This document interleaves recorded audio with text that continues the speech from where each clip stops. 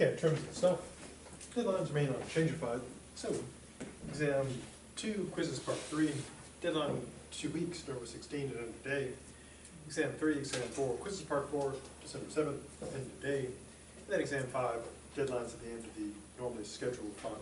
For the paper, draft deadline November 9th, classified November 14th, emergency deadline November 21st, and desperation deadline December 8th.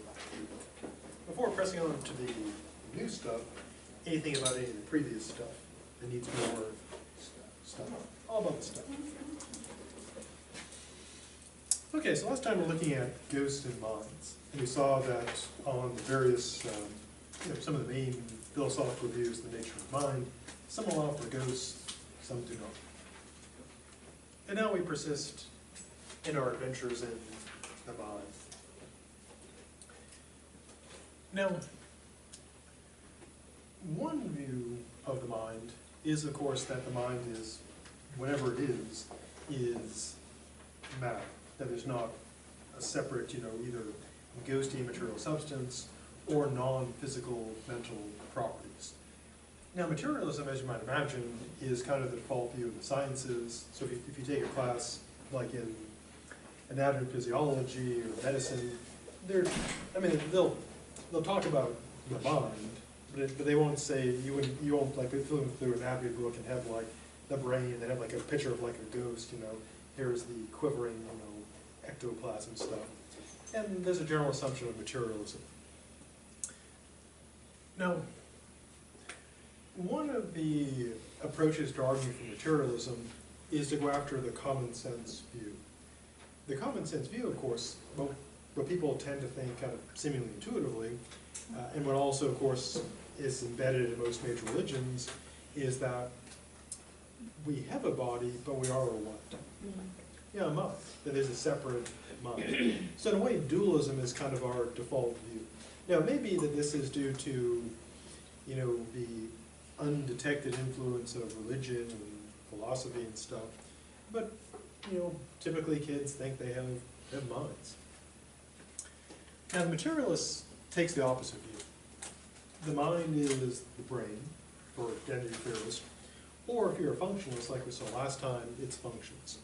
So they deny there's an immaterial mind. There's no ghosty stuff. So when someone says, well, a robot can never have a soul, materialists reply back, well, you don't got one either. Now again, the common sense view is that the brain's pretty important. So you want to protect that. So always wear a helmet when you're biking or footballing or napping. But the person themselves is an immaterial entity. Now, for the materialists, the evidence for materialism is supposedly overwhelming.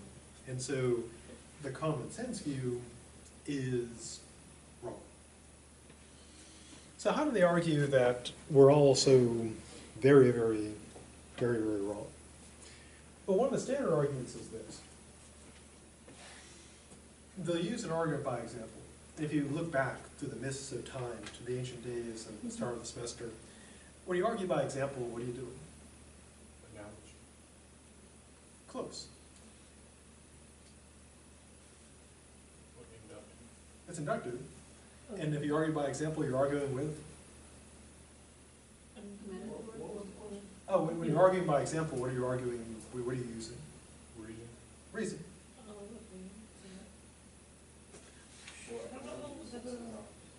Well, you can see an argument by analogy is similar. You could say that two things are, one thing is like another, so it's... Yeah, it's used to prove things. It works the same way. Yeah, but what are you using? You're using proof when you argue about it. Yeah. Facts. Using reasons. You're using reasons, but also, most importantly, Sense, like examples. Oh. I know it. That's a terrible trick question. The trickiest of tricks. So, yeah, the idea is basically if you want to prove something, you have examples that support it and just keep bringing them up. So, to use a concrete example, if you had a political battle and one candidate is being accused of being a racist, what a person would do is lay out examples of the person doing the racist thing. Or if a candidate says they're all for social justice and being a social justice warrior, you bring out examples of them social justicing. Now, in the case of the materialist argument against common sense, what they would try to do, if they're going to say common sense is wrong, they want to find what? Yeah, where common sense was not sense, although it was more common nonsense. So the standard examples are, they trot out, it used to be common sense that disease was caused by witches or demons, supernatural causes. And there are parts of the world, like New Jersey, where people still believe that today. Yep, New Jersey. But of course, now we know that, when you get sick, it's not because you got like demons, it's because you got viruses or fungus or bacteria or demons. Other example, common sense tells us that the Earth is, the center of the universe, everything revolves around us. But then, of course, science showed that, we're revolving around the sun. And then so on for lots of other supposed common sense failures. And so the refutation is basically, well, common sense says that there's an immaterial mind. The materialist says, yeah, but common sense is wrong here, here, here, here, here, here, here, here, so you shouldn't trust common sense. Therefore, since common sense is unreliable, we can infer that, by analogy, going back, that if it's unreliable all this other stuff, by analogy, it's unreliable about the mind. So, believe materialism and reject the mind. And that's a popular, line of reasoning. Now, one way to reply to this is to defend common sense, namely in the following way, with also that argument by example. Now, the general reasoning is this. If most people were wrong most of the time, what would happen? Yeah, there would be, as RoboCop said, there would be trouble. Yeah, we'd get things wrong. For example, common sense tells us that wood will burn.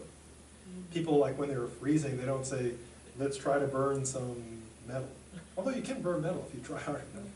Or let's burn some, water.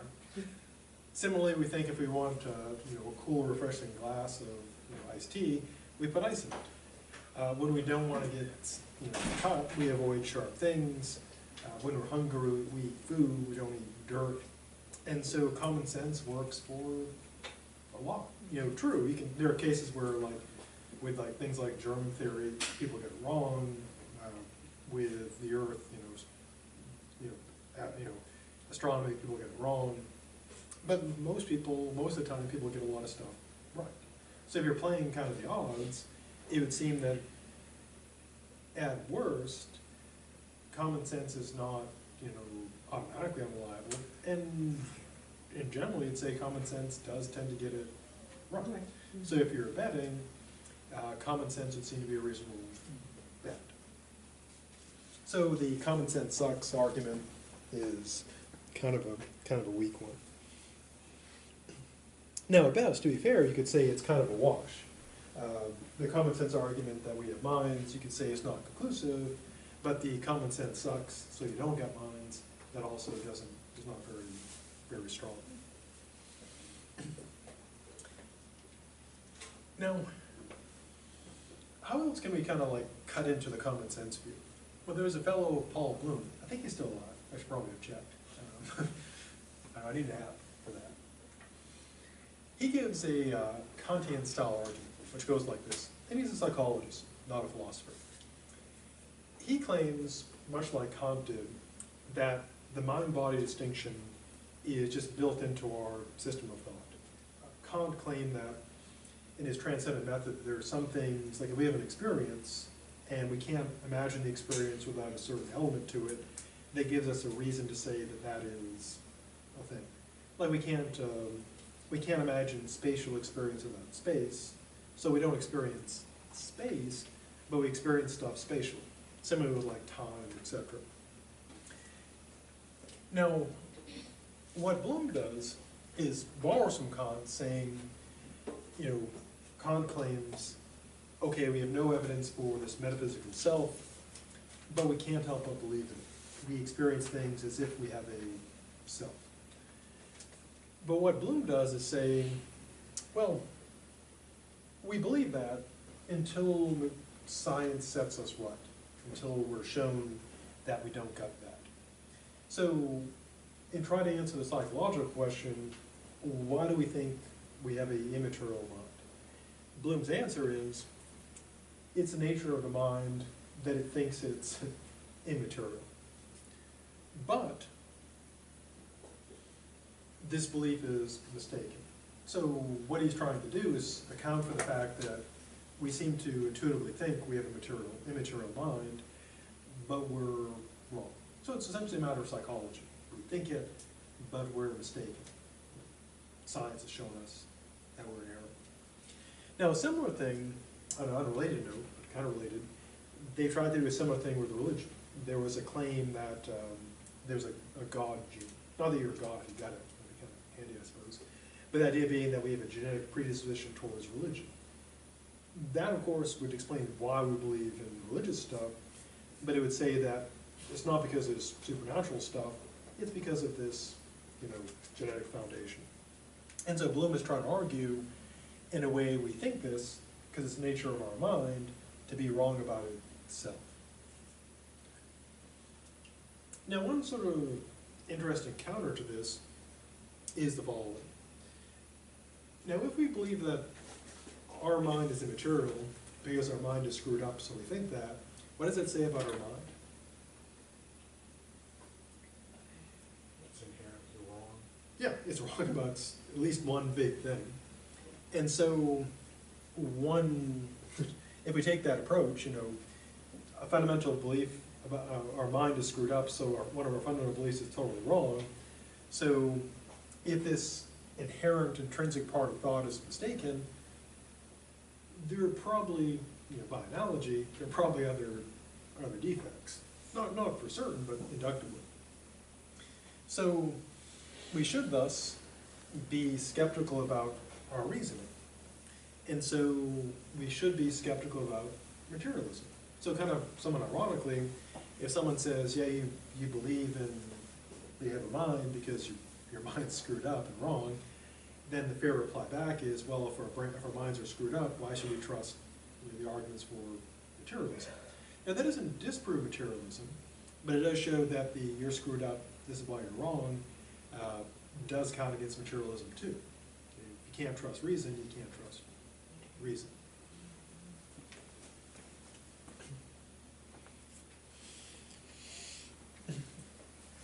Now, a kind of intriguing argument against materialism is also similar to arguments against atheism. When people say, you gotta believe in God, and one reason they give is if people didn't believe in God, how would they behave? Ever seen The Purge? Mm-hmm. That's kind of all of the Purges, of course. You gotta watch them all. Yeah. Or the Rick and Morty version. It's pretty good. It's a purge. Purge and Morty, purge. Good times. Yeah, and so purge isn't about God, but the idea is if you took away, the control of people, the idea being we got to keep religion even if it's not true, because otherwise people would just go nuts. If there's no God, people would be out rampaging in the streets. Now, a similar argument can be given against materialism. Namely, the worry was, and this was put forth by our good dead friend George Berkeley, his worry was that if you accepted materialism, that was a gateway drug to atheism, which is a gateway drug to Twix, which is a gateway, sorry, I'm not sure how they got in there. But atheism is a gateway drug to basically this awfulness. So his worry was if you accepted materialism, you become an atheist and then everything is terrible. So there was a fear, there was and is a fear that the rejection of immaterialism would be a threat to morality. Now in the past, of course, there was the worry that the heliocentric view would, in its materialism, associated, kind of stuck with it by association, would have dire consequences. And of course, when Galileo was Galileing, did the church say, "Great job, Galileo"? Now they're like nuts, because they, as they interpret the Bible, that the earth did not move, because it says so in the book. And so they were like against that. And so the worry is similar to that one, namely that if we embrace this materialism of the mind, this is going to be terrible. Now, did heliocentrism and materialism lead to awful stuff? On one hand, you could say, well, no, because we survived it. But then you could argue maybe it did. Maybe it was terrible. So you could argue, if you take the view, okay, that heliocentric view in the science, all those fears didn't come to pass. So why worry that, believing that people are just material, why worry that's going to turn out bad? Now, one way to reply to it is this. It could be argued that our view of the world as being strictly material has had serious moral consequences. How so? Well, if we look at the world purely materialistically as just things, commodities, how do we treat the world?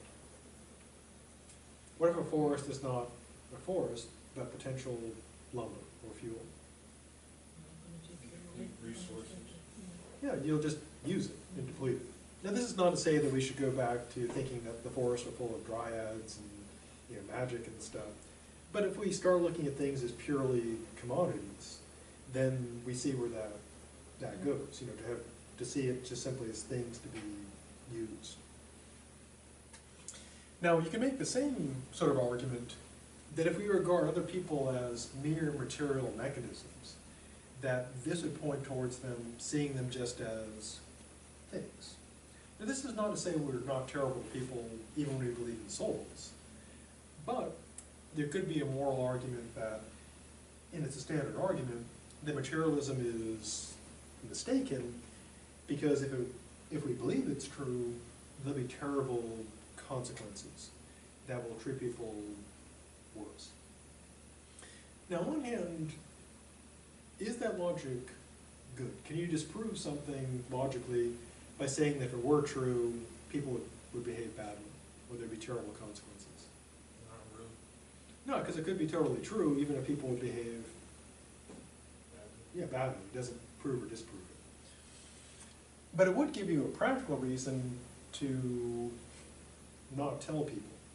So, for example, think of like end of the world, sci-fi scenarios. If you tell people the world's going to end, how will people respond? Yeah, the claim would be they panic and riot, so you just don't tell them. And so you tell them a lie for a good cause. So it could be that you could try to justify lying to people about materialism, if it were true, to avoid bad consequences. But even if there were bad consequences, logically it doesn't prove that it's not true. Now, if you want to defend materialism though, could you argue that it really won't matter?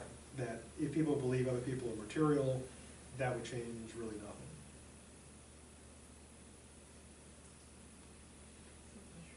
Well, suppose tomorrow everyone woke up and everyone was a philosophical materialist. Would people behave worse? It depends. Yeah, I don't think we can say yes or no. Well, are most crimes murders committed by philosophical materialists who say, I kill people because I'm a materialist? I don't know, but No, I mean, people kill people over material goods sometimes. true. But many people who kill people are dualists, and they're killing people for religious reasons. You rarely hear someone say, rarely do you see a militant materialist out there killing for materialism. So you may actually make the opposite argument, that if people are materialist, then they don't believe in all the supernatural stuff, so it would take away a lot of reasons people kill each other. So kind of a wash there. So the point of all this is basically to see some of the sort of stock arguments that people bring up for materialism and against it. Before moving along, anything about this? Or Materialist Murder, which is a good name for an indie band. So many good names.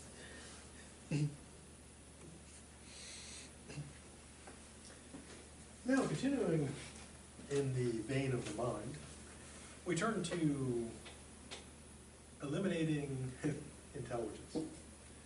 Now, as we saw back in the ancient days and earlier, one of the standard arguments for God is the design argument. And what's the design argument for God? Everything's created with intelligent design, Yeah, so who's got to exist? God. Yeah, you look around the world, things seem designed. No design without a designer, the designer's God. God exists. Done. Now, people who don't believe in God argue that you don't need an intelligent designer to explain the universe. It happens some other way. You could be like Aristotle, not have a God, but have like a first mover, still a teleology. Or you could be like a total, complete atheist and believe in like the Big Bang or a random universe. Now, the point of this essay is to consider the following, perhaps interesting, perhaps not, implication. What is this? If you use the same reasoning that gets rid of an intelligent designer for the universe, the same logic indicates that we don't have to postulate intelligent beings to explain human behavior. In other words, if we can argue away God, we can argue away the mind. And this can be taken a couple ways. One is you can take it as perhaps a reductio ad absurdum on rejecting design, or you could bite the bullet and say, yeah, there is no God, there is no mind. There's just, there is no thinking. Now, the existence of the argument for design basically goes like this. As was noted, you look at the design, the apparent design of the world, you infer that there must be a design to make all this stuff happen. Now, a fine-tuned version of this is the fine-tuned argument, which goes like this. If you look at the universe and analyze it like really carefully, one thing that becomes evident and also kind of terrifying is that so many factors would have to be just right, Goldilocks style, for us to exist. I mean, we can easily think of some of the obvious ones, like it's got to be like warm enough so you have liquid water, but not so hot that everything's not on fire, and so you got to have a balance between too cold and too hot. It's got to be just right. And then, of course, you can get into things that are even more fine-tuned. For example, if the way molecules work, which is slightly off the way they were bound or bind, then you couldn't have carbon atoms bind the way they do. So you couldn't get carbon-based life. And then you can work through all the factors in the universe: gravitation, energy, chemical, etc. And if you look at it scientifically, in a way, kind of like I think it's kind of like a game. Like you're designing a game world, like with all these variables. If they were all just a little bit off, you couldn't have living stuff. It'd be like you're playing your life game. It's like everything's dead, or kind of the Oregon Trail, except for everybody. And so when you look at that the universe seems perfectly fine-tuned for us, and if things are just off just a tiny bit, we wouldn't be here. The argument is, given those incredible odds, there must be an intelligent designer that made that work, so we could be here to be having this conversation. And it's a pretty, solid argument. So, how do people refute this popular argument? Well, one refutation is the big universe refutation, using the size of the universe and probability. Now, how big is the universe? Yeah, but probably pretty. It's really big. Yeah, really big. We know, our solar system's, Earth's pretty big compared to us. Solar system's pretty big compared to the Earth. The Milky Way, pretty big. And then we know there are other galaxies. So, the universe, really big. So, even if the odds, well, if we go with like all the stars we see, and there's a decent chance they have, each star has one or more planets. Could, you know, if we're not a weird solar system, there could be, you know, every star could have 9 more or more planets. And we have a pretty good idea there are other planets thanks to, telescope. Well, actually, the telescope is being shut down now. Kind of sad, but it did a great job.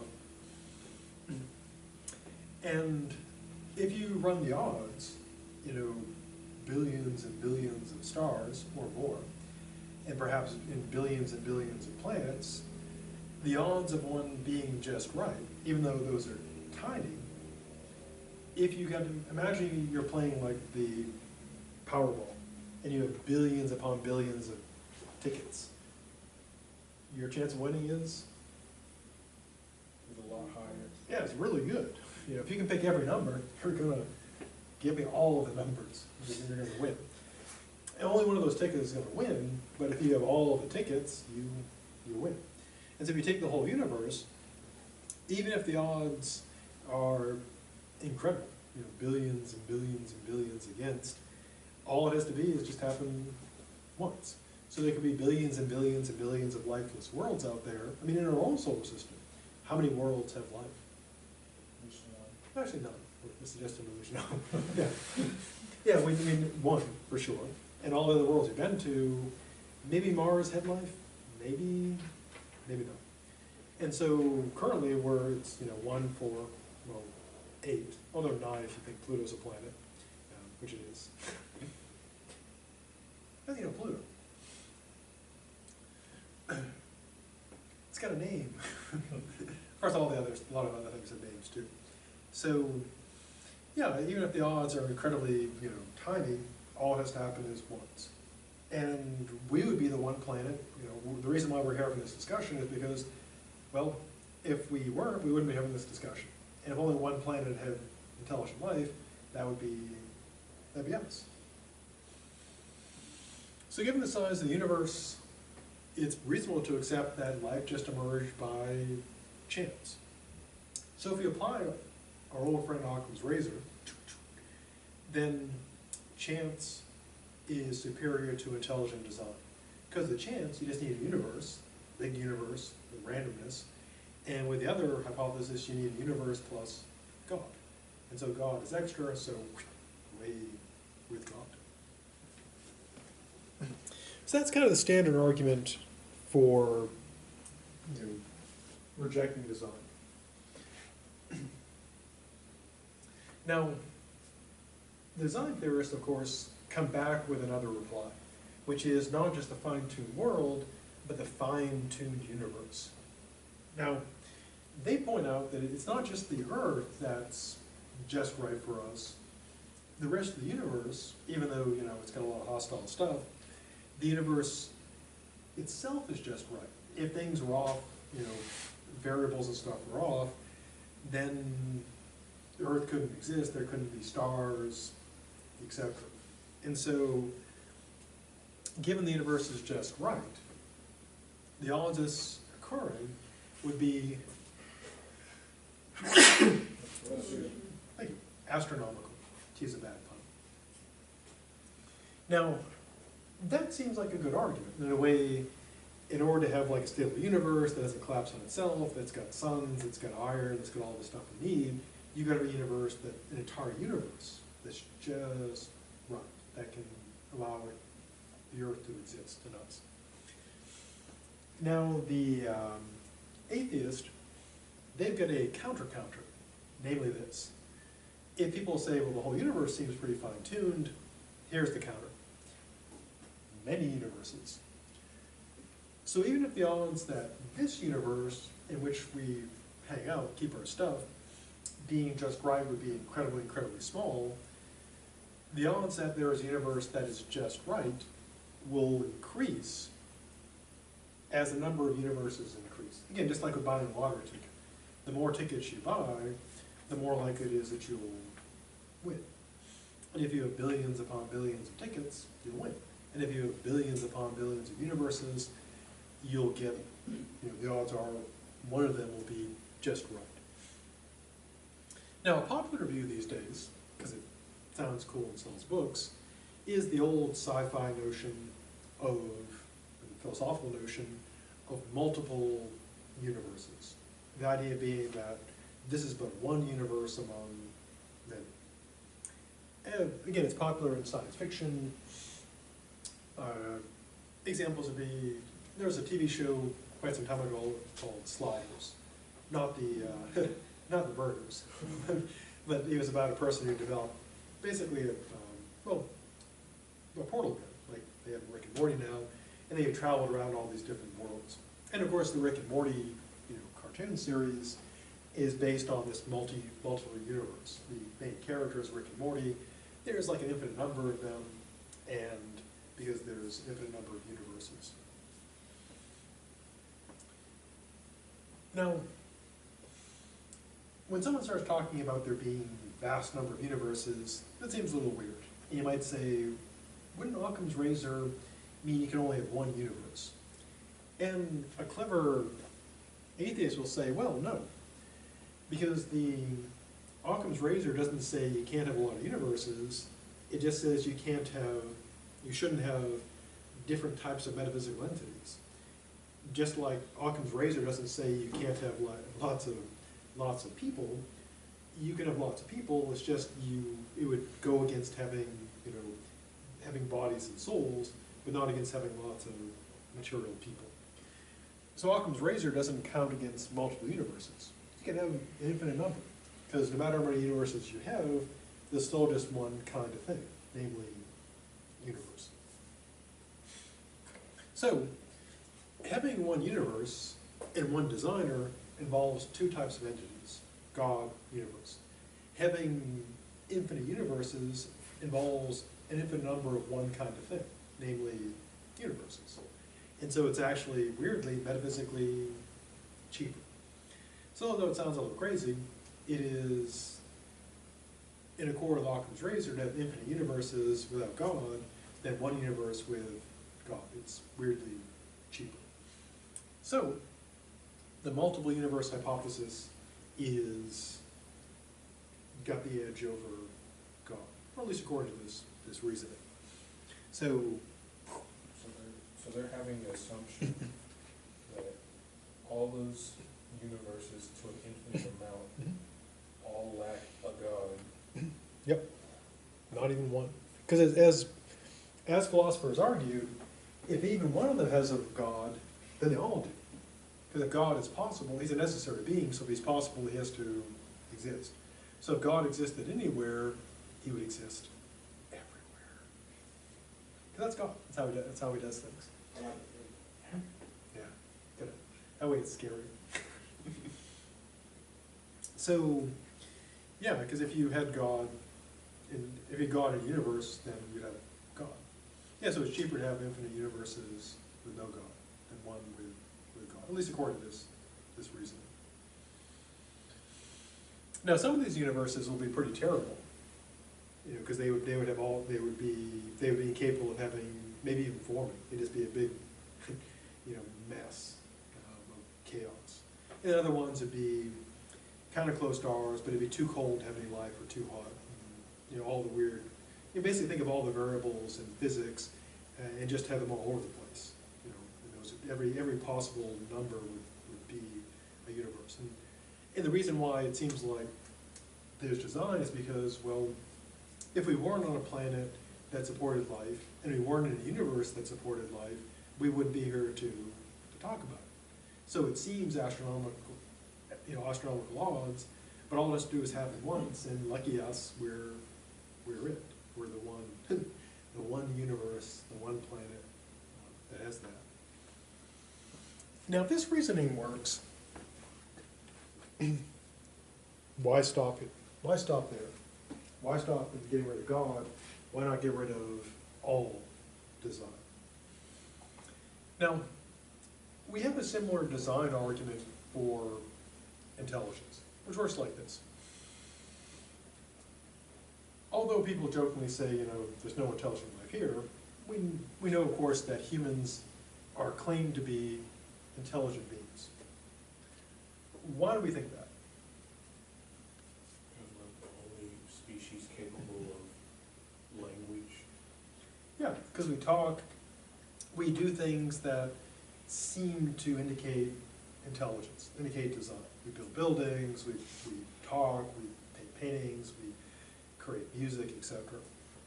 And it would seem unreasonable to attribute such behavior to unguided chance, that we just did things randomly. Now, this reasoning parallels the argument from design, because the idea is, you look at the universe, it seems designed, you infer an intelligent designer designed it. With humans, you see us, everything seems, seems evidence of design, so we infer that there's intelligence guiding and designing things. But, since this is the same reasoning, it can be defeated the same way. And here's how it goes. Now, you could argue that the odds that creatures on a planet, us, would behave in ways that seem intelligent by chance are incredibly slim. You might have heard of the million monkeys hypothesis with Shakespeare.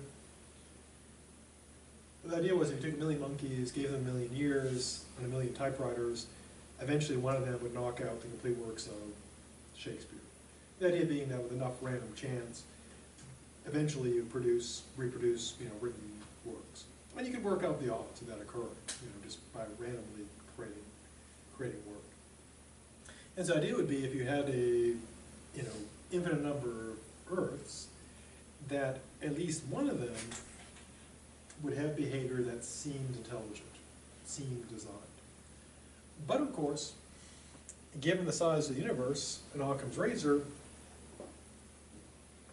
the reasonable inference is that all apparent intelligence is not.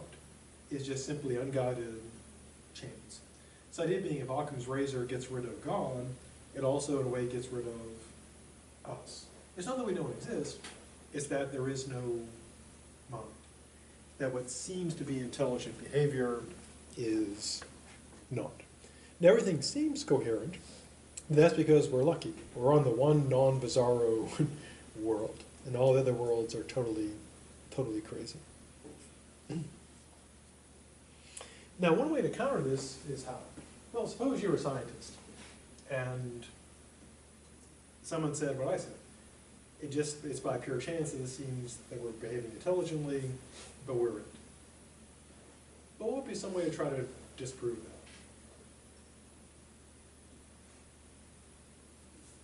We're like a scientist or something? Yeah, if you were a scientist. Like, well, suppose someone just said, we're the only living creatures in the universe. How would you just... We haven't discovered another intelligent species. Right. Yeah, so you'd go and look and find another one that acts in a way that seems intelligent. Now, we haven't done that yet. But if we did, what a person could say, there would be a counter to that. What the mind denier, I guess the mind atheist, or a nous, I guess that's what it would be. Because nous is mind, a nous would be no mind. Good name for a band. both the Latin and the English. So, if you had a universe teeming with seemingly intelligent life, the Star Trek, Babylon 5, Star Trek, Star Wars type universe, the rational inference would be, these aren't intelligent beings. Why? Well, again, you could have the many universes hypothesis. Infinite number of universes, there's going to be, even if the odds are, billions upon billions against, there'll be at least one where there seem to be a lot of intelligent creatures. And it just happens that that's ours. So given Occam's razor, and a choice between infinite universes, or lots of universes, and believing in one universe with intelligent beings, well, like in the case of God, the cheaper choice is a random universes with no minds. So everything is actually just random. There is no mind. Now, again, this can be taken a couple ways. One way to interpret is a reductio on the argument against intelligent design. Because if that argument works, then it would seem to also prove that that we're not intelligent, we don't have minds. And again, I don't mean kind of in the humorous sense, there's no intelligent life here, people are stupid, but the sense that there is no mind, we're just random entities. Now, so does the argument work? Has this just proven there's no mind? Why not? Well, you can't really say that, you can't just really suggest that since there are infinite universes, we don't have a mind, because everybody has thought processes. You know that, though. If you gather a bunch of people together, They'll make noises. and if you ask them a question, They'll make more noises. yeah. But still, everybody thinks to a certain extent. Do you know that, though? I'm pretty confident that everybody thinks. What's your Unless proof? if it's like some type of simulation, Could be. but that doesn't really fit into that whole infinite universe postulate. Well, it could just be by pure luck, or someplace where things do seem to make sense. But maybe, to make it less severe, you could be the only intelligent being. Everyone else could be totally random. And you just happen to be lucky on a planet where their random behavior seems sensible. I mean, because the argument against God is basically that. It seems sensible, but it's really not. It's really just all random. Now, What about like the example of like playing chess or something like that? That kind of, wouldn't that give enough support to prove that whoever's playing chess, they have enough of a mind to, think multiple steps ahead? Right, we would infer If they do an activity that requires. Yeah, we would infer that, just like we would, when you see like an Earth that works, we would infer that somebody built it. Now, in the case of chess, if people, acted really like LaBossiere, you'd start thinking maybe they don't have intelligence. But all you have to imagine this is the world by pure chance, where the chess game seems like it's an intelligent game. I mean, you can imagine, the odds are astronomical. You can imagine playing chess against a random number generator, where it doesn't, there's no program, and beyond just generating, it generates a number, randomly to move pieces. And by pure chance, it could play a seemingly brilliant game of chess.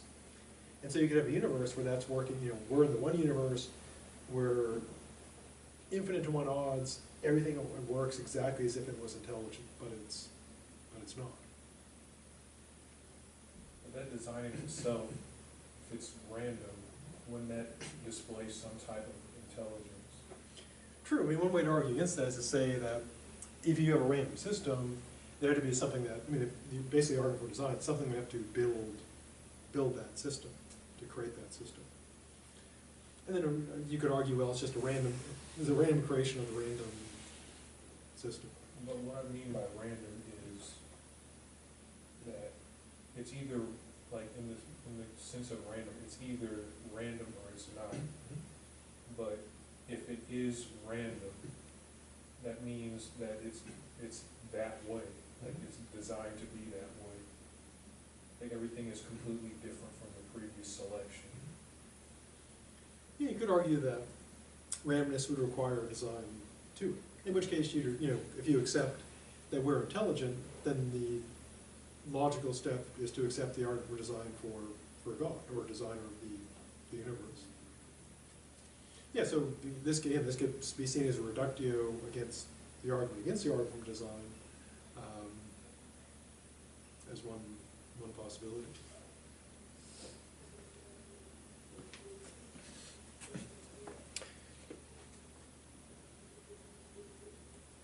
Okay, before moving in our remaining minutes to David Hume, our good dead friend. Oh, author of this is still alive. That's me, still going. Yep, still going. Still good, okay. Had to check there for a second. We now turn to our good dead friend, David Hume. A little background for Dave. In addition to being a fancy dresser, he dreamed, his kind of dream was to become a famous celebrity, an author. And he wrote his great work, which turned out to be a complete flop. But he did a smart thing. This is a good pro tip if anybody ever wants to be a writer.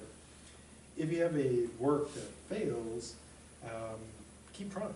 Because one way to do it, if the whole thing is like fails, what he did was pretty smart. He took his failed book, broke it into a couple smaller books, rewrote them, and then sold those. And they would end up being very successful. And then kind of, what's kind of funny is the success of those other books meant that his first terrible book is still in print today. So it worked out for him.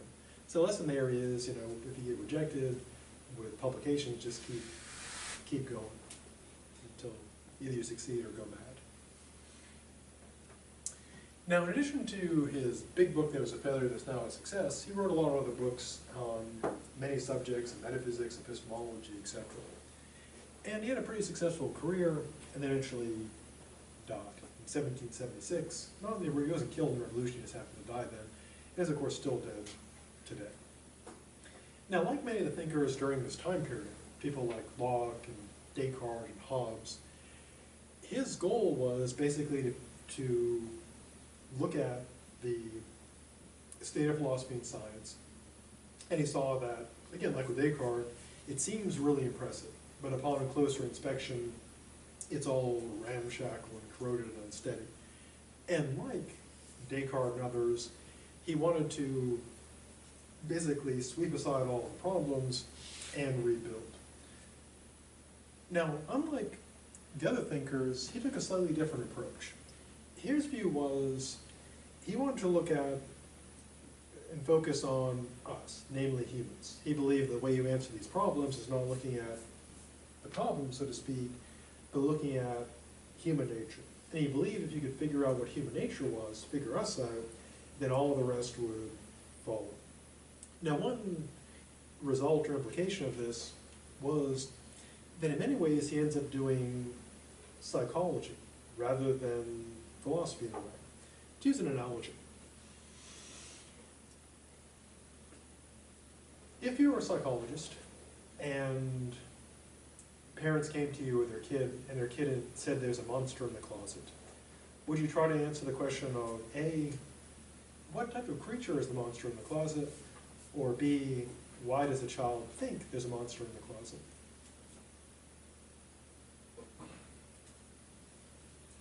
Because A assumes there is A assumes that there is a monster, that it's real, and B assumes that there doesn't exist. yeah, and the question is, why do they believe it? Now, what Hume does, as we'll see when he goes through his stuff, he's asking the second question. So instead of asking, do bodies exist or does causation exist, he looks at the question, why do we believe it? So in a way, he's doing psychology. And that affects his approach. So you kind of wonder, why is he doing this? His belief is if you figure out human nature, you'll solve these problems. And he ends up getting into psychology. Not, is this real, but why do we believe this is real? So the question is not, is the monster in the closet real, or what is it? The question is, why do we believe it? Now, one of the things that Hume is famous for, in addition to his fancy dress, is his theory of causation.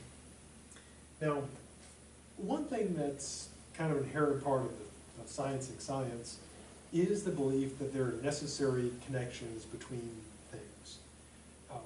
To illustrate, in the case of the laws of physics, do we think that those pretty much always work?